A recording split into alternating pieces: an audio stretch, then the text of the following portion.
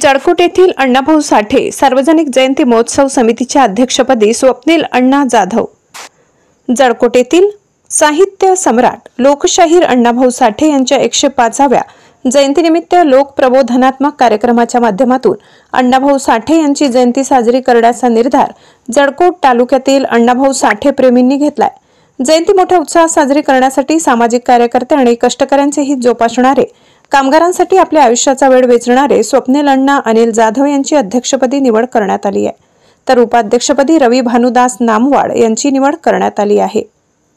या जयंती महोत्सव समितीच्या सचिवपदी कृष्णा अण्णाराव नामवाड, तर कोषाध्यक्षपदी विजय भानुदास नामवाड आणि कार्याध्यक्षपदी संग्राम गंगाधर नामवाड यांची एकमताने निवड करण्यात आली।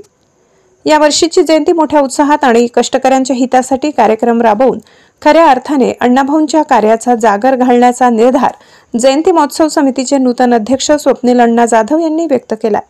शहरातील इतर प्रभागातूनही जयंती साजरी केली जाते। त्या जयंती समितीच्या वतीने सार्वजनिक मिरवणूक काढत असताना जनतेला प्रबोधन करणारे देखावे सादर करावेत, तसेच जयंती महोत्सवामध्ये शांततेला आणि कायदा व सुव्यवस्थेला जास्त प्राधान्य देऊन सर्वांनी जबाबदारीने सामाजिक जाणीव जपत आपला आनंदोत्सव साजरा करावा, अशी अपेक्षाही स्वप्नील अण्णा जाधव यांनी व्यक्त केली आहे।